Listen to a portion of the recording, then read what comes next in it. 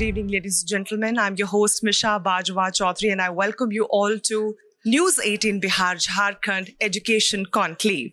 इतिहास के पन्नों में पाटलिपुत्र के नाम से दर्ज और हिस्टोरिकल, सोशल और कल्चरल अप्स एंड डाउन्स के साक्षी रहे पटना में ये मंच है देश के number 1 news channel network news 18 का। सदियों से बिहार देश की राजनीतिक, सांस्कृतिक, सामाजिक और ऐतिहासिक गतिविधियों के साथ शिक्षा व्यवस्था का भी केंद्र है। एक दौर ऐसा भी था जब बिहार उत्तम शिक्षा के लिए देश ही नहीं बल्कि पूरी दुनिया में जाना जाता था। बिहार में ही दुनिया की पहली रेजिडेंशियल यूनिवर्सिटी थी जिसे हम नालंदा विश्वविद्यालय के नाम से जानते हैं। मौजूदा दौर में भी बिहार क्वालिटी एजुकेशन का हब बना हुआ है। आज इस सबसे बड़े मंच पर आपके सामने होंगे एजुकेशन सेक्टर्स के वो लीडर्स जिनके डेडिकेशन, विजन और अचीवमेंट्स ने बिहार से लेकर देश में शिक्षा जगत की नई पहचान बनाई है। एजुकेशन लीडर्स एंड एक्सपर्ट्स के नाम आज का ये महामंच है। International school of management Patna presents News 18 Bihar Jharkhand education conclave का, powered by Goal Educational services private Limited, co-powered by Reliance Industries Limited. इस विशेष आयोजन के पीछे हमारा मकसद है बिहार के एजुकेशनल सेक्टर से जुड़े challenges, policies, facilities, current scenario, placement, ये तमाम रोड मैप डिस्कस करना। बतौर चीफ गेस्ट आज हमारे बीच हैं renowned author, activist and motivational speaker mister Shiv Khera. अलग अलग सेशंस और पैनल डिस्कशंस में एजुकेशन सेक्टर के लीडर्स और एक्सपर्ट्स आज इस मंच पर आपके सामने होंगे। डायलॉग और डिस्कशन के साथ ये मंच साक्षी बनेगा फेलिसिटेशन का भी। जी हाँ, उन दिग्गजों के सम्मान का जो शिक्षा जगत में अहम योगदान देते हुए सोसाइटी की बुनियाद को और मजबूत कर रहे हैं। और अब मैं आमंत्रित करना चाहूंगी श्री ब्रिजमोहन जी को कि वो मंच पर आए। Editor input news 18 Bihar Jharkhand मंच पर आए और हमारे मेहमानों के लिए वेलकम नोट प्रस्तुत करें, हमारे मेहमानों का स्वागत करें। न्यूज 18 बिहार झारखंड के इस महामंच पर हमारे सामने मोटिवेशनल गुरु हैं। आप सबको पता नहीं होगा, इनका जन्म धनबाद में हुआ था, तो ये एक प्राउड बिहारी भी हैं। हालांकि पिछले 47 सालों से अमेरिका और कनाडा में रह रहे हैं और इनकी जो फॉलोइंग है ये वर्ल्ड वाइड है। तो इनका स्वागत कीजिए बिहार की धरती पर ताली बजाकर। आज न्यूज 18 बिहार झारखंड के इस एजुकेशन कॉन्क्लेव में हमारे साथ जो भी लोग मौजूद हैं और शिक्षा की जो गुणवत्ता है बिहार में उसको बेहतर बनाने के लिए लगातार प्रयासरत हैं, न्यूज 18 बिहार झारखंड की तरफ से मैं आप लोगों का स्वागत करता हूं इस महामंच पर। और शिक्षा की आज हम बात करेंगे। इसमें कोई शक नहीं कि बिहार शिक्षा के क्षेत्र में शिक्षा का जो इतिहास रहा है बिहार का वो स्वर्णिम रहा है। हमारा इतिहास काफ़ी समृद्ध हमारा इतिहास रहा है। एक समय था कि जब भारत पूरे विश्व का जगत गुरु था। अभी भी हम विश्व गुरु होने की बात करते हैं, लेकिन एक समय था कि भारत जगत गुरु था और उसमें बिहार का बहुत बड़ा योगदान था। जैसा कि हमारे सहयोगी बता रहे थे कि नालंदा और विक्रमशिला की धरती यही है। यहाँ से कुछ 100 किलोमीटर की दूरी पे सब कुछ आपको देखने को मिलेगा। अभी भी अगर अतीत को देखेंगे, उन खंडहरों को देखेंगे तो देख के पता चलेगा कि बिहार क्या होता था। आज हमारे सामने एक बहुत बड़ी चुनौती है कि एक नया बिहार बनाएं। तभी एक मजबूत भारत का सृजन हो पाएगा। बिहार जब तक डेवलप नहीं होता है, बिहार का जब तक विकास नहीं होता है, भारत विकास नहीं कर सकता। 13-14 करोड़ की आबादी है आपके बिहार में। जब तक यहाँ बदलाव गुणात्मक तौर पे नहीं आता है, भारत भी आगे नहीं बढ़ेगा। आज बिहार का युवा क्या चाहता है? अच्छा रोजगार चाहता है, अच्छी शिक्षा चाहता है। जितने भी साथी यहाँ हैं, बहुत कम पैसे में आप लोग उनको शिक्षा दे रहे हैं, उनको ट्रेनिंग दे रहे हैं, आगे की सर्विसेज के लिए तैयार कर रहे हैं। जितने भी साथी हैं, तो आप लोगों का भी मैं नमन करता हूँ कि आप लोग बहुत कम रिसोर्सेस में बहुत कुछ करने की कोशिश कर रहे हैं। आज जितने लोग इस महामंच पर हैं, मुझे पूरा यकीन है कि ये जो शाम है ये यादगार शाम रहेगी और जो भी कुछ मोती आज यहाँ गिरने वाले हैं उसको समेट कर आप ले जाइए। यादों के तौर पे एक एक शब्द जो हैं वो अनमोल मोती के तौर पे उनको सहेज के रखिएगा। जिंदगी में वो काम आएंगे। आप लोगों की शाम बहुत यादगार हो, यही मैं कामना करता हूँ। शुक्रिया बहुत बहुत। ये मंच है International school of management Patna presents News 18 Bihar Jharkhand education conclave का, powered by Goal Educational services private Limited, co-powered by Reliance Industries Limited. First session की तरफ बढ़ जाना चाहूंगी। सही मायनों में एजुकेशन के जरिए हम अपने समाज को, हम अपने भविष्य को बदल सकते हैं। और अब एकदम जो भविष्य में है वो है अगला सेशन, और उसके लिए मैं ब्रज जी को मंच पर इनवाइट करना चाहूंगी ताकि वो फर्स्ट सेशन को मॉडरेट करें। और now may I please invite on stage our guest for this session, professor doctor R.K. Singh, director international school of management Patna. जोरदार तालियां हो जाएं हमारे मेहमान के लिए। बहुत बहुत शुक्रिया इस न्यूज़ 18 बिहार झारखंड के इस शो में आने के लिए। सबसे पहले मैं जानना चाहता हूं कि ISM जिस विजन के साथ आपने शुरू की थी यहाँ पटना के बिल्कुल करीब, उसके बारे में जो दर्शक हैं हमारे वो जानना चाहेंगे कि किन मकसद को लेकर आप चले थे, अब तक कितने कामयाब हुए? ISM पटना की स्थापना के पीछे 3-4 IITian थे। उन्होंने आके कहा कि एक IIM लेवल का इंस्टीट्यूट यहाँ बनाया जाए। बना भी इंस्टीट्यूट वही था, लेकिन उसका जो एंट्रेंस था वो वैसा नहीं दिख रहा था, तो हमने उसको तोड़कर कंप्लीटली IIM का लुक दिया। This is number 1। Number 2, limited seats में बिहार का पहला बिजनेस स्कूल रहा होगा, if I am not mistaken, Nitish ji के द्वारा 2011 में 10 अप्रैल 2011 का में उद्घाटन हुआ। 7-8 लड़कों से PGDM कोर्स शुरू हुआ, जबकि ये AICTE अप्रूव्ड है और ऑटोनोमस है। डिग्रियां हम लोग देते हैं, 90% से ज़्यादा प्लेसमेंट हैं, और वो जो बच्चे जिस लेवल के हैं उस आधार पे उनका प्लेसमेंट होता है। और अब उसके बाद UG के कई कोर्सेज शुरू हो गए। BBA शुरू हुआ, BCA शुरू हुआ, BJMC शुरू हुआ, BCom प्रोफेशनल शुरू हुआ, और B.Ed तो है ही। इसके कई सेक्शंस बढ़ाने पड़े, क्योंकि वो केवल 3 एकड़ में बना हुआ था PGDM के लिए, लेकिन हम लोगों ने उसमें लोगों के लड़के पूरे पटना घूमने के बाद वहाँ एडमिशन लेते हैं। ये मैं आपको बता सकता हूँ, क्योंकि मैंने 24 घंटे में कम से कम 18 घंटे और 10 घंटे 12 घंटे कंटिन्यूअस रहता हूँ, एक दिन की भी छुट्टी नहीं लिया हूँ। तो लगता है कि हमारे यहाँ भी 4-4 सेक्शन चलने लगे, BCA के, BBA के 3 सेक्शन, लोगों की भीड़ लगी रहती है। और हम लोग कोशिश करते हैं कि ज़्यादा से ज़्यादा हम लोग डिलीवर कर पाए। डॉक्टर साहब, स्कूल के तरह कोर्सेज चलाए जाते हैं, क्लासेज चलाए। डॉक्टर साहब, छात्र जानना चाहेंगे कि वहाँ किस किस तरह के कोर्सेज होते हैं, सो दैट कि जो बिहार के बाहर के भी लोग हैं, पूर्वांचल के या बाकी जगहों के, वो समझ सकें और जान सकें। PGDM हमारे यहाँ जो ऑटोनोमस कोर्स है, MBA के इक्विवेलेंट होता, वो 120 इंटेक है। BCA चलता है जो 4 यूनिट है, उसमें 60 करके। BBA 3 यूनिट चल रहे हैं, और BJMC चल रहा है, media journalism and mass communication.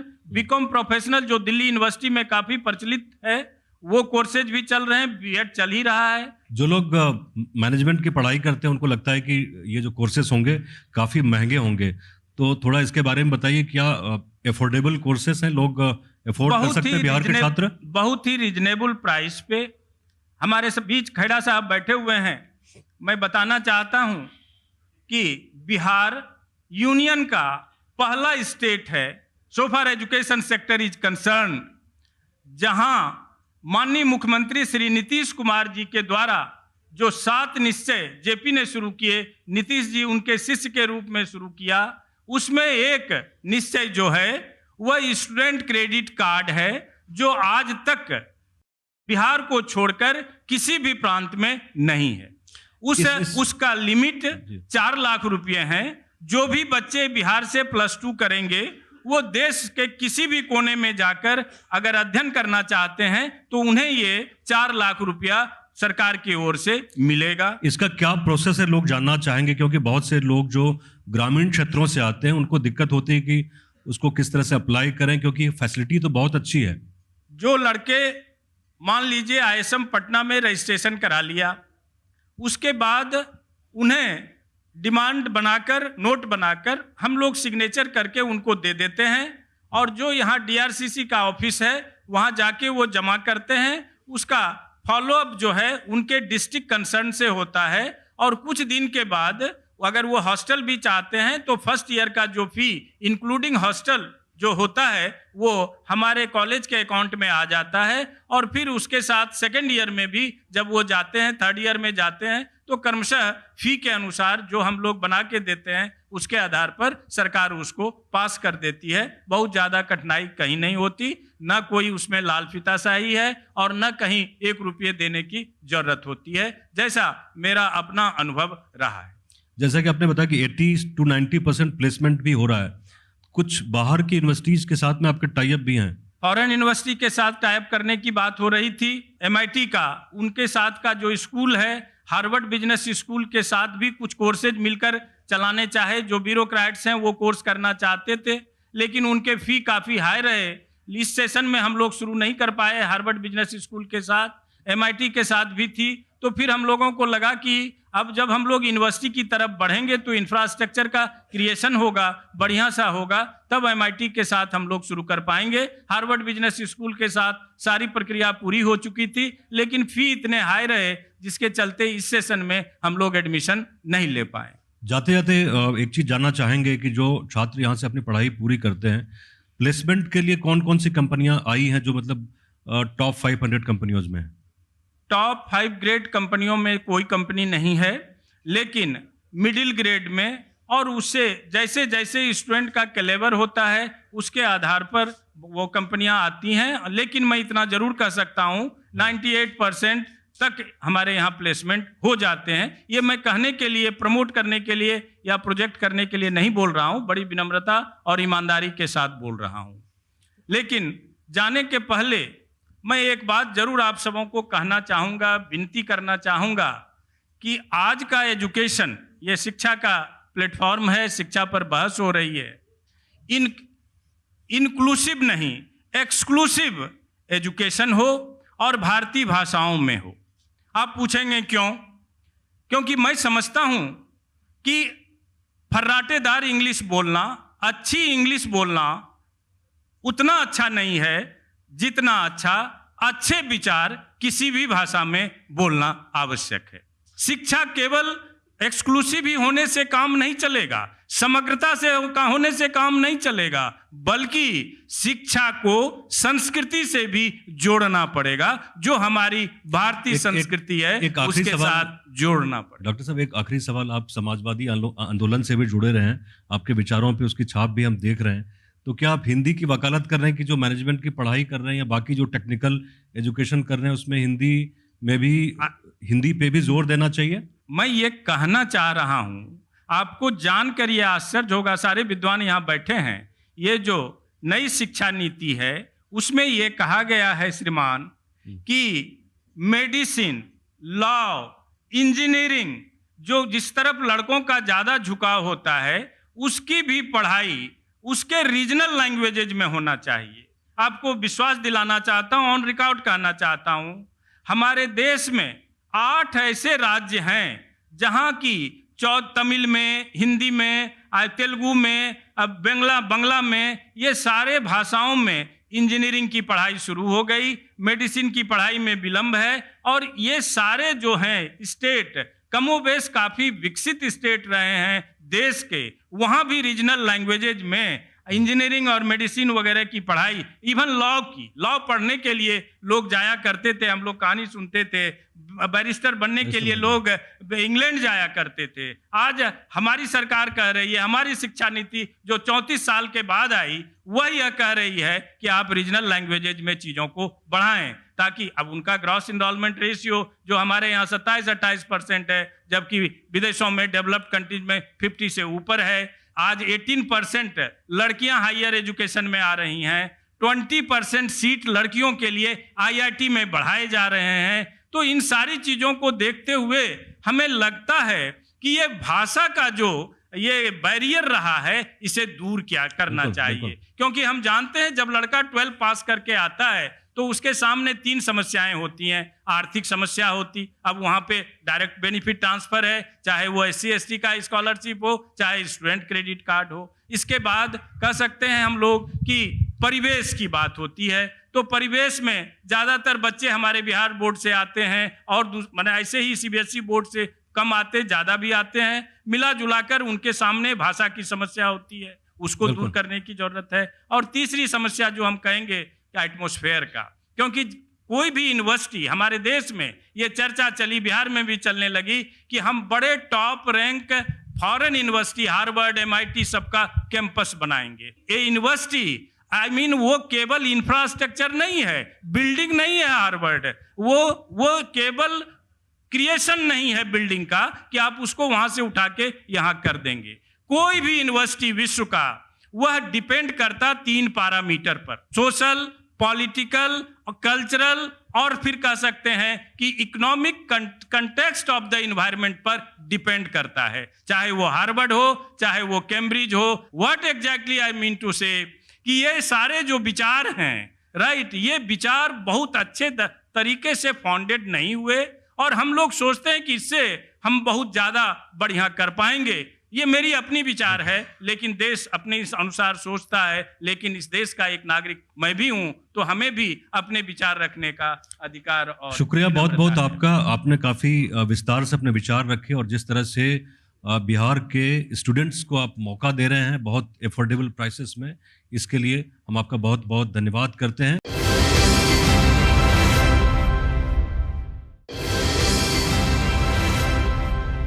ये मंच है International school of management Patna presents News 18 Bihar Jharkhand education conclave का, powered by Goal Educational services private Limited, co-powered by Reliance Industries Limited. और अब मैं आमंत्रित करना चाहूंगी श्री ब्रिजमोहन जी को कि वो मंच पर आएं ताकि हम नेक्स्ट सेशन की तरफ बढ़ चलें। And for this session may I please invite our guest mister Bipin Kumar Singh, founder and MD Goyal educational services private limited. Sir आप मंच पर आएं, जोरदार तालियां हो जाएं, स्वागत हो जाए हमारे मेहमान का। बातचीत के सिलसिले को आगे बढ़ाते हैं। हमारे साथ श्री बिपिन सिंह हैं, फाउंडर हैं गोल विलेज के, और जिस तरह से इन्होंने इमेजिन किया था वर्षों पहले और आज जो हकीकत हम देख रहे हैं, ग्राउंड पे जो देख रहे हैं, कितना कुछ आप अचीव कर पाए हैं गोल के जरिए। धन्यवाद न्यूज 18 के सभी टीम का। और हमारे बीच पटना में पहली बार हमारे मुख्य अतिथि के रूप में सिर्फ खेड़ा साहब आए हैं। मैं बिहार की धरती से आपका नमन और प्रणाम करता हूं, आपका स्वागत करता हूं। किसी भी काम को करने के लिए इंस्पिरेशन चाहिए, मोटिवेशन चाहिए, और ये मोटिवेशन मेरे खुद से मुझे मिला था। जब मैं प्रिपरेशन कर रहा था और मुझे 2 नंबर से पीछे रहना पड़ा तो फिर कहाँ कमी रह गई थी। और बिहार के परिप्रेक्ष्य में जब मैं देख रहा था, बिहार झारखंड तब एक हुआ करता था, आज से लगभग 26 वर्ष पहले, 97 की कहानी है।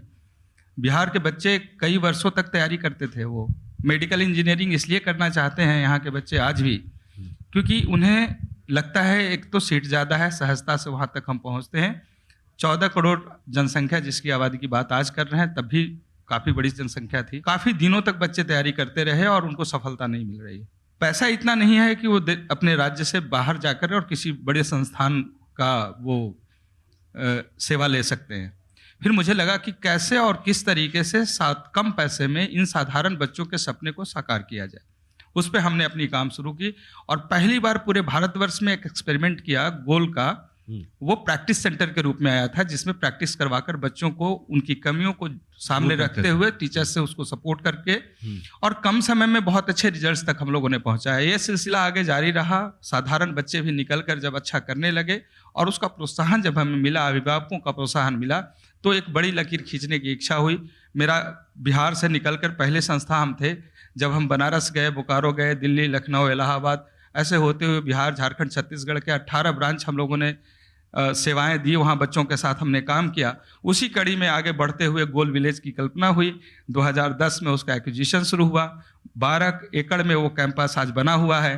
गोल की शुरुआत तो 8x8 के कमरे से शुरू हुई थी, लेकिन आज 12 एकड़ में पटना में है, 5 एकड़ रांची में है। झारखंड में भी इसी तरीके से गोल विलेज हम लोग आगे आने वाले समय में लेकर जा रहे हैं, और इसके बाद छत्तीसगढ़ में भी। तो एक ऐसी व्यवस्था है जहाँ पे बच्चों को रखकर 100% रेजिडेंशियल व्यवस्था देकर, वो कॉम्पिटिटिव माहौल देकर उसको उस लेवल पे ले जाने की कोशिश करनी चाहिए। वही कोशिश हम लोग लगातार कर रहे हैं। बिपिन जी, जो बिहार के माँ बाप हैं, उनका हमें नमन करना चाहिए, जो अपने घर का पैसा काट के जिस जज्बा के साथ बच्चे को दिल्ली भेजते हैं, कोटा भेजते हैं, मुंबई भेजते हैं, बेंगलोर भेजते हैं, और अभी आपने पटना में भी इतना बड़ा सेंटर बनाया, रांची में बनाया। तो उनकी जो उम्मीदें हैं, उनका जो एक्सपेक्टेशन है, उस पर कहाँ तक आप खरा उतरने में सफल रहे? सफलता तो बहुत मिली है, क्योंकि हम जिस लेवल को कैटर कर रहे हैं, जैसे बच्चे हमारे पास आ रहे हैं, इनके पास पैसे कम होते हैं, बाहर जाने की मजबूरी है, नहीं जा सकते हैं। बच्चे यहाँ से पहले से ही बड़ा क्रांतिकारी विचार के रहे, तो अब मेडिकल इंजीनियरिंग की बात करें, सिविल सर्विसेज की बात करें, हर जगह पे इनके सिलेक्शंस काफ़ी हुए हैं। और ये कहीं ना कहीं से प्रोत्साहित करता है, जिन बच्चों का सिलेक्शन होता है तो अभिभावकों को प्रोत्साहित करता है कि मेरा बच्चा भी आईएएस बनेगा, डॉक्टर बनेगा, इंजीनियर बनेगा। और तब ऐसे समय में वो कोई भी रिस्क लेने के लिए तैयार है। उसकी छोटा टुकड़ा है उनका ज़मीन का, उसे भी बेच देते हैं, गिरवी रख देते हैं और बच्चों को पढ़ाने के लिए ऐसा काम करते हैं। तो हम सब लोगों की एक जवाबदेही भी बनती है कि बच्चों को कम पैसे में क्या व्यवस्था दे सकते हैं। लेकिन आज भी मुझे अच्छा लगता है कि लगभग आधी कीमत में हम लोग बिहार में उससे ज़्यादा अच्छी शिक्षा दे रहे हैं। कोई डेटा आपके पास है कि जिस तरह से हजारों बच्चे पढ़ के बाहर जाते हैं और बाहर में जाके कई कई साल वहाँ लगाते हैं, चाहे कोटा हो, चाहे यहाँ से चेन्नई जाना हो, बैंगलोर जाना हो पढ़ाने के लिए, ये जो अमाउंट होगा ये हजारों करोड़ में है?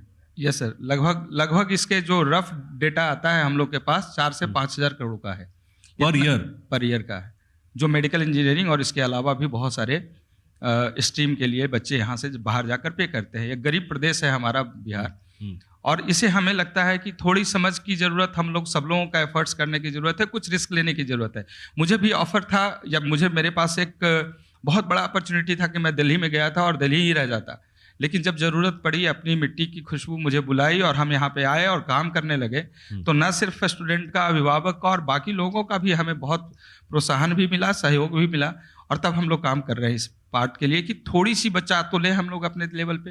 अब गोल विलेज के माध्यम से अगर एक अच्छी शुरुआत हुई है, लोगों तक एक अच्छा पहल गया है और लोगों का मोटिवेशन हो रहा है। हम लोग लगातार इंडस्ट्री मिनिस्टर से पिछले सेशन में भी बात हुई थी, अभी भी लगातार बात हो रही है कि कुछ ऐसी व्यवस्था दी जाए जहाँ पे बच्चों को पढ़ाने की व्यवस्था, एक अच्छे माहौल की व्यवस्था, रहने की व्यवस्था, और वो अगर समुचित व्यवस्था हम लोगों को मिले तो और हम लोग बेहतर कर सकते हैं। कोचिंग एसोसिएशन ऑफ भारत के रूप में हम लोग स्थापित भी हुए और बहुत अच्छा काम भी कर रहे थे।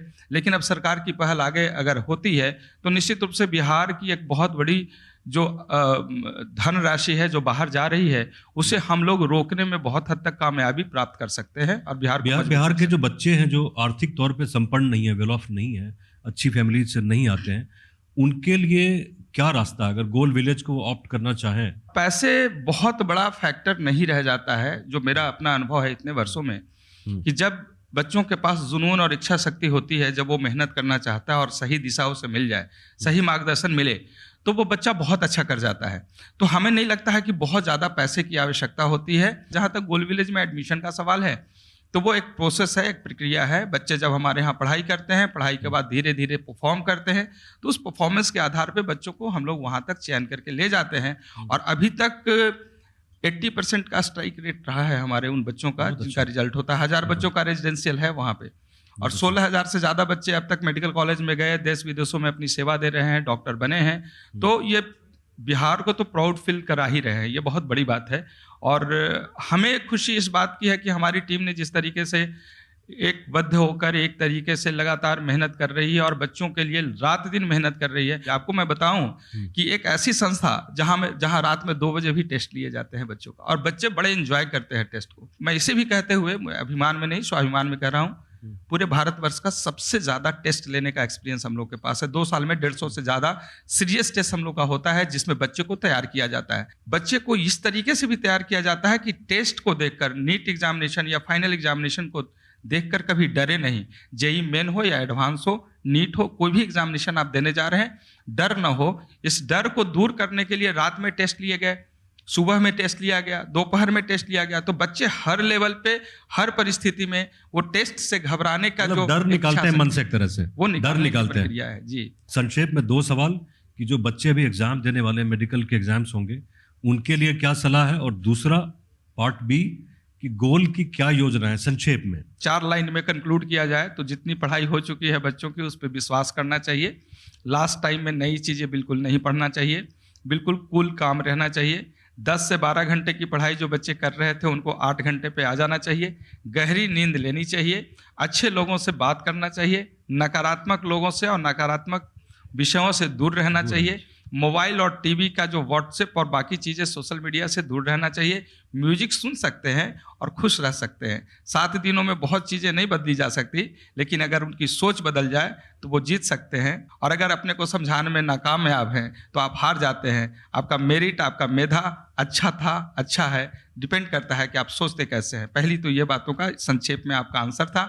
गोल की योजनाओं के बारे में तो मैं बस इतना ही बताऊं कि लगातार हमने सिर्फ अपनी ईमानदारी से 2 बातों को लेकर चला कि जो मुझे जवाबदेही समझ में आया, और जवाबदेही छात्रों ने दिया, अभिभावकों ने दिया और समाज के लोगों ने दिया कि आप अच्छा काम कर रहे हैं, उस जवाबदेही को हम पूरी टीम बहुत शिद्दत से, ईमानदारी के साथ निभाने की कोशिश कर रहे हैं।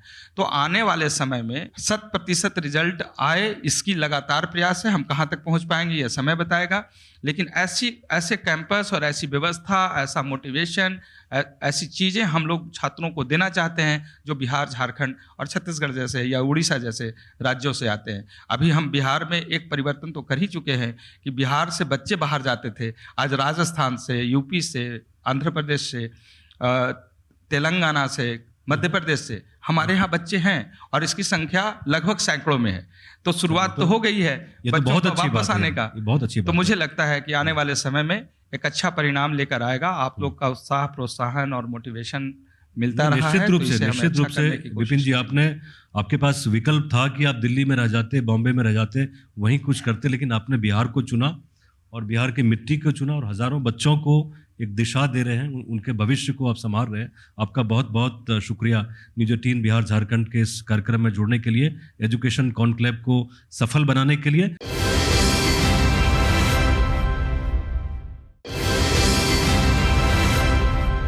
अब वक्त हो गया है हमारे अगले सेशन की ओर बढ़ने का। इसके लिए may I please invite on stage mister Vidyut Majumdar, general manager JIS group Kolkata. Vidyut ji, सबसे पहले अपनी यूनिवर्सिटी और JIS ग्रुप के बारे में हमें एजुकेट करें, बताते चलें। JIS ग्रुप अभी 24 इयर्स चल रहा है। ये कलकत्ता से शुरू हुआ था, लेकिन अभी कलकत्ता, बिहार, झारखंड और ये जो पंजाब है उसमें भी हमारा इंस्टीट्यूट चालू हो गया। हमारा कुल मिला के 38 इंस्टीट्यूट है। 40,000 बच्चों को हम लोग मैनेज करते हैं पर ईयर, और वी आर ऑफरिंग 171 प्रोग्राम्स। सो इस कुल मिला के ये 24 साल का जो हमारा एक्सपीरियंस हुआ है, उसका फर्स्ट विजन है हमारा, ये विजन है कि एक एक स्टूडेंट का माँ बाप को खुशी करना।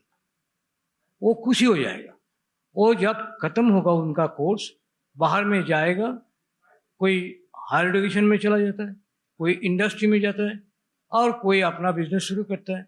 जो भी करता है वो आइडल बनेगा, और ये आइडल बनाने के लिए बहुत सारा तरीका है। एक तरीका है क्या, हमारा जो एक्रेडिशन है उसमें NIRF रैंकिंग, उसमें NAC जिसका ग्रेड होता है, उसमें इंजीनियरिंग कोर्स का कोर्स वाइज NBA होता है, और उसमें ये फार्मेसी के लिए, लॉ के लिए डिफरेंट जो रेगुलेटरी बॉडीज़ है, वो बॉडीज़ और MHRD, इनका सबका आँख में GIS क्या है, यही हमारा फर्स्ट पॉइंट है। तो NIRF हमारा 5 कॉलेज का है। 5 कॉलेज को NIRF किसी को नहीं है अभी इंडिया में। 5 कॉलेज का NIRF हमारा कॉलेज का, हमारा ग्रुप का मिला है। सेकेंड, वी कैन प्राउडली से ये अभी ईस्टर्न रीजन में ऐसा कोई कॉलेज नहीं है जो प्राइवेट इंजीनियरिंग कॉलेज है उनका NAC ग्रेड A+ मिला है। हमारा Guru Nanak institute of technology को मिला है। थर्ड, हमारा जो NAC है A है वो 4 कॉलेज का है, और ये पहला डेंटल कॉलेज है ईस्टर्न रीजन में जिसका NAC A मिला है, वो है Guru Nanak institute of dental science. तो इसमें देखिए, अगर हमारा काम है बच्चा तैयार करना, तो उनका ग्राउंड वर्क पहले करना चाहिए, और वो ग्राउंड वर्क करने के लिए मेहनत करना है।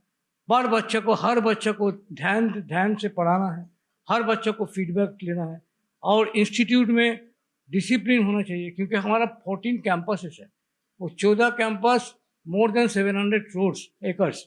तो ये 700 एकड़ का बच्चा को संभालने के लिए 2200-2400 टीचर है। वो टीचर लोग हर दिन ये कोशिश करता है कि हर बच्चा, कोई पढ़ाई में, गाना में, कल्चर में, स्पोर्ट्स में, सब में JS का नाम करेगा। ये इस बिहार में अभी तक 24 साल में कम से कम 30,000 लड़का निकला है। मैं जानना चाहूंगी आपसे कि JIS किस तरह से ओवरऑल डेवलपमेंट पे काम करता है। आपने स्कोर्स की बात की, आपने रैंकिंग ग्रेड्स की बात की, तो ओवरऑल डेवलपमेंट में कैसे कंट्रीब्यूट कर रहे हैं? खेरा जी है, खेरा जी का यू कैन विन में एक ही बात है, you have to be confident, nothing to lose, always you can win, you can win. So that has to be implemented in each part of the life, and this is a lifelong process. This is a skilled process. It is not that only it's a bookish knowledge. It's apart from domain knowledge, you have to get all sort of skills to build up yourself. Sir, Purvanchal को शिक्षित करने में JIS किस तरह से contribute कर रहा है, अगर आप इस पे भी थोड़ी रोशनी डाल दें? देखिए, पूर्वांचल ओनली पूर्वांचल नहीं है, पूर्वांचल बिहार, झारखंड लेके, कलकत्ता लेके, सब लेके, पंजाब में भी है। हमारा बहुत सारे स्टूडेंट, 100 से ज़्यादा स्टूडेंट आता है बांग्लादेश से, नेपाल से, भूटान से, वेस्ट इंडीज से।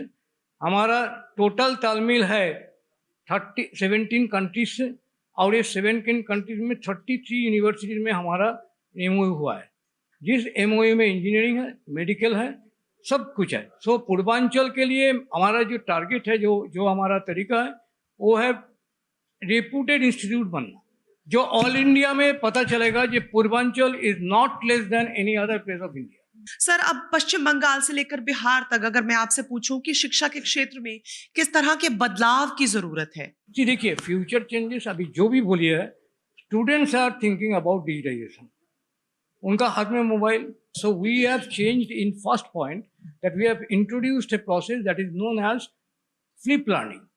फ्लिप लर्निंग क्या है? ये आप पहले क्या था, स्टूडेंट पढ़ के आता था क्लास में, लेकिन हम लोग को चेंज कर दिया। स्टूडेंट का बैच, क्लासरूम का बैच 30 से ज़्यादा नहीं होगा, मैक्सिमम 30, और वो सिलेबस उनको दे देते हैं नेक्स्ट डे के लिए। वो पढ़ के आता है, और वो पढ़ने के बाद वो क्लास में पूछता है टीचर को, ये मेरा डाउट है, ये डाउट क्लियर करना है। So teacher will not first से student. So it is a discussion oriented learning which is known as flip learning. It is totally digitization, and we are giving lab pumped up every student. अगले वर्ष से में AICT has approved ये JIS जो शुरू किया है, यही एक्चुअली नेक्स्ट जनरेशन का एजुकेशन है। And now AICT is saying to every college that go for MBA in each college along with the flip learning process, because the students will be smart enough to tackle their job, because we have to place these students globally. So you have to place yourself in the global competition, and if you are not smart enough, if you are not communicate well, so you will not be getting a good job. इस बात पे आते हैं कि भारत एक कृषि प्रधान देश है, और आपका इंस्टीट्यूट इस क्षेत्र में एजुकेशन को लेकर क्या कोर्सेज ऑफर करता है, क्या कंट्रीब्यूशन है? एग्रीकल्चरल कोर्स है। We are offering 2 courses. One is BTech in agriculture, one is BSc in agriculture. So BTech agriculture, as per AICT norms, you have to qualify JEE Main or Joint Entrance Examination, and you have to come in this course. And for BSc, we are giving the course, offering the course, जो course है as per ICAR, Indian Council of Agricultural and Research. So वो actually competent course है, and this course पढ़ के कोई बच्चा ऐसा नहीं है लास्ट जो निकले हैं सबको नौकरी मिल गया है। So this year 96% प्लेसमेंट तो हुआ ही है, बट एवरेज सैलरी हो गया है 40 lakhs per year. So this is very big achievement for us, and we are not proud, your students are proud because they are getting 40 lakhs per annum. It's हमारा sir, you have all the reasons to be proud of your students. जोरदार तालियां हो जाएं mister विद्युत मंजूमदार जी के लिए। बहुत बहुत शुक्रिया sir, thank you so much for coming.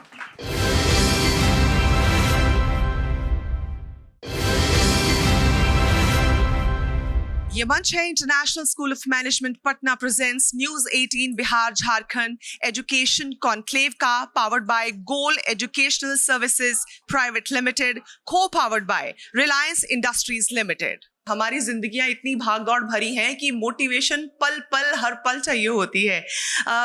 कहते हैं कि लाइफ में कुछ कर दिखाने का या हासिल करने के लिए मोटिवेशन, जैसे कि मैंने कहा, बहुत ज़रूरी है और सब लोग कह चुके हैं यू कैन विन। वैसे ये किन्होंने कहा है वो भी आपको पता है, बस जज्बा चाहिए तो आप दुनिया फतेह कर सकते हैं, ये भी कहा है। मैं आज शिव सर से समझना चाहूँगी इस मंच के ज़रिए कि क्या वाकई हम दुनिया फतेह कर सकते हैं अगर मोटिवेशन मिल जाए तो। ज़ोरदार तालियों में स्वागत कीजिए renowned author, activist, motivational speaker Shiv Khera sir का। जोरदार तालियां हो जाएं। यही कहूंगा कि आज मेरा सौभाग्य है, सभी एजुकेशनिस्ट इतने बैठे हुए हैं, आदरणीय लोग, तो मुझे संकोच नहीं होता जब एजुकेशनिस्ट बैठे होते हैं तो I feel very proud to call them honourable people, आदरणीय पीपल। जब कोई पॉलिटिशियन बैंक कोई बैठे होते हैं तो संकोच होता है साहब, थोड़ा सा उस टाइम 4 बार सोचना पड़ता है कि ये लफ्ज़ बोलने हैं, तो इसलिए मेरे मुंह से अब लफ्ज़ वैसे निकलते नहीं हैं। वो अगर कोई बैठा होगा, चीफ मिनिस्टर बैठा होगा, if he is the chief guest, तो मैं कहता हूँ आज के चीफ गेस्ट जो हैं चीफ मिनिस्टर साहब, I do not use the word honourable and respectable, I can not do it. इसलिए जो चीज़ निकलते नहीं दिल से वो मैं कहता नहीं हूँ। खैर, बिहार में मेरा जन्म स्थान यहाँ था और एक बारी रांची में मैं प्रोग्राम कर रहा था तो वहाँ पे बहुत they were very proud and they said Jharkhand का बेटा आ गया, झारखंड का बेटा आ गया, झारखंड का बेटा आ गया। तो when I took the mic तो मेरे दिमाग में आया कि मैंने कहा भैया आई एम ग्रेटफुल दैट आप इस तरीके से सम्मान देते हो, बट मेरे हिसाब से मातृभूमि की अहमियत जन्मभूमि से कहीं ज्यादा होती है। Are you with me?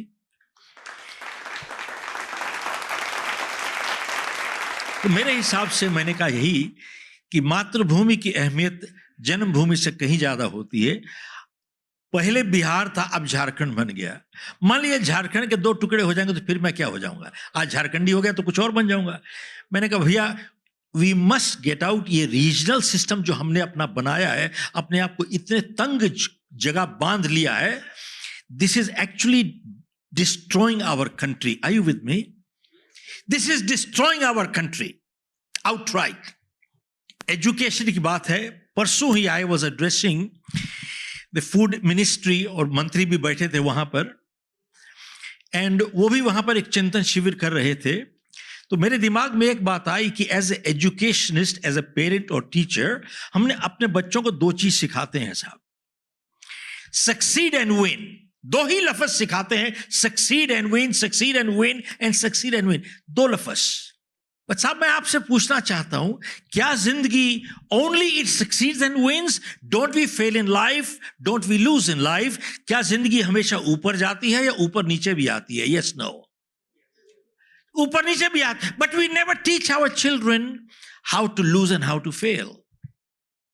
But failure is a reality, losing is a reality, it is true for all of us. ऐसा कोई इंसान यहां पे नहीं बैठा जो जिंदगी में कभी हारा नहीं या लूज नहीं किया, कहीं असफल नहीं हुआ। We all have, everybody has, but we have not taught our kids how to lose, and that is sad today with the result. जब वो असफल होते हैं, जब जिंदगी में उतार आता है, they don't know how to handle it, therefore what do? They go into deep depression, they commit suicide. Are you with me? They go and commit suicide, which is sad. I was reading कि IIT qualify करने के लिए तकरीबन 1 million people appear for the exams. 1 million, 10 lakh, लेकिन सिर्फ 10,000 सीटें साहब, only 10,000 seats. Now imagine कितने लेवल पार करके आए 10,000 लोग। They are the cream of the country, cream of the country. Intellectually highly qualified. The IQ is one of the top. But tell me, who has one of the highest suicide rate in the country? IITians also. Why? जानते हो, intellectually they are very strong, but emotionally they are very weak. Emotionally weak. साहब, आज की बात यह है, आपसे सवाल पूछता हूं, जब भी आप कोई जिंदगी में सफलता की कहानी सुनते हैं या देखते हैं या असफलता की कहानी देखते हैं, उसके पीछे there are people behind it, yes no? Okay, now number 1. Number 2, natural question ये आता है, how many agree that people are our greatest assets? Please raise your hand. Okay, incorrect answer. Folks, keep in mind, people are not assets. Only good people are assets. Rest are all liabilities. सब दोबारा से कहता हूं मैं, only good people are assets. Rest are all liabilities. Now, since you are all educationists here, only good people are assets. That means goodness must be cultivated. ध्यान दीजिएगा, goodness अपने आप नहीं चली आती है साहब. Goodness is education. I didn't say goodness is part of education. Goodness is education. Folks, just like a gardener has to plant good seeds to have a good flowers and good fruits. He has to plant consciously plant करना पड़ता है साहब उसको. लेकिन जंगली जो पौधे हैं उनको नुकसान करने के लिए वो आपको पौधे प्लांट नहीं करने पड़ते, वो अपने आप चले आते हैं उनको उजाड़ने के लिए. Yes no, they automatically come there. See, जब एक किसान पूरी मेहनत करता है, अच्छे बीज बोता है, एक पूरी आर्मी रेडी है वहां पर, full all insects and weeds are ready to destroy his hard work. They are ready to destroy his hard work. Yes no? Now the farmer has a choice. Either get destroyed or destroy them. Both cannot live together. Are you with me? Both cannot live together. Either get destroyed or destroy them. So that means what? He has to fight. He has to fight. He must fight. तो इसका मतलब क्या हुआ? Fight is nature's law. कुदरत का उसूल है साहब. Fight is nature's law. तो अगर आप चैन से रहना चाहते हो जिंदगी में, learn to fight well. And when we fight, we don't fight for the sake of fighting, we fight to win. Are you with me? We must fight to win. And in order to fight to win, we must be strong. सब आप university चला रहे हो, college चला रहे हो, institution चला रहे हो, even in your own place. I run my business, I run 3 companies, but bottom line comes two is the biggest challenge. आज सारी दुनिया में कोई भी व्यापारी क्या फेस कर रहा है? 2 things in the company. They are facing 2 challenges: trust and accountability. Trust and accountability. साहब, जिंदगी में उतार चढ़ाव हर एक की जिंदगी में आता है, और जब उतार आता है जिंदगी में, तो जिस इंसान ने कहीं पर जाना होता है जिंदगी में, वो एनालाइज करता है और अपने आप से सवाल पूछता है कि अगर ऐसी स्थिति दोबारा आ गई तो क्या मैं वही व्यवहार करूंगा जो पहले किया था? अमाइनिंग अप. If the answer is yes, means he has not learned anything. If the answer is no, he accepts responsibility and he says, I am gonna change this. And next time when something happens like this, he doesn't behave like that anymore. लेकिन जिस इंसान ने कुछ नहीं करना सीखना नहीं है, when जिंदगी में उतार आता है, जानते हो क्या कहता है? मेरे स्टार्स मेरे को फेवर नहीं कर रहे. My stars are not favoring me. They don't learn anything and they keep repeating the same mistake again and again and again and again. And they blame the stars and they say, I'm unlucky. इसी बात से मैं समाप्त करना चाहूंगा कि कैसे हम लोग अपने परिवारों में गलत उसूल और सही उसूल कैसे सिखाते हैं. एक पिता है जिसके 2 बेटे हैं, एक 10 साल उम्र है, एक 6 साल. वो स्टेट पार्क जाता है पिकनिक के लिए और टिकट काउंटर के बाहर साइन लगता है, 5 साल से नीचे बच्चे फ्री जाते हैं. तो अपने 6 साल के बेटे को कहता है, बेटा तेरी उम्र पूछे तो तू 4.25 साल है. 2 रुपए में हम बच्चे के लिए झूठ बुलवाते हैं साहब. लेकिन एक और पिता है, वो कैसे सही असूल सिखाता है. उसके भी 2 बेटे हैं, एक 10 साल का और 6 साल का. उसी पार्क में जाता है, वही साइन देखता है और टिकट बेचने वाले को कहता है कि साहब मेरे को एक एडल्ट टिकट दे दीजिए, 2 बच्चों के टिकट दे दीजिए. तो टिकट बेचने वाला पूछता है कि छोटे की उम्र क्या है? तो पिता कहता है इसकी उम्र 6 साल है. तो टिकट बेचने वाला कहता है कि साहब अगर आपने मुझे इसकी उम्र ना बताई होती तो ये आराम से 5 साल से नीचे निकल जाता और मुझे जिंदगी में कभी मालूम ही नहीं पड़ता। तो पिता कहता है कि भैया तुम्हारे को मालूम नहीं पड़ता, लेकिन मेरे बेटे को मेरी औकात मालूम हो जाती है। साहब, इन्हीं लफ्जों के साथ मैं यही कहूंगा कि हम लोगों को बिहार नहीं, अपने देश को बहुत ऊपर लेके जाना है और start thinking of the country, forget the one state. देश रहेगा तो हमारी स्टेट भी रहेगी, देश नहीं रहेगा तो हम स्टेट में कहीं नहीं रहेंगे। And while I invite on stage Mr. धीरज गोयल जी, आप मंच पर आए काइंडली हमारे साथ, और मैं ब्रजमोहन जी से भी रिक्वेस्ट करूंगी कि आप भी मंच पर आए। Mister Dheeraj Goyal, national revenue head Hindi regional channels network 18 से। अब हमारे जो पार्टनर्स हैं, हमारे मेहमानों को सम्मानित करने का हम आपसे रिक्वेस्ट करेंगे। For that may I first please invite on stage professor doctor R.K. Singh, director international school of management Patna. जोरदार तालियां हो जाएं।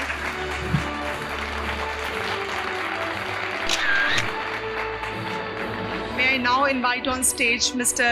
Deval Singh, Vice Chairman, International School of Management, Patna.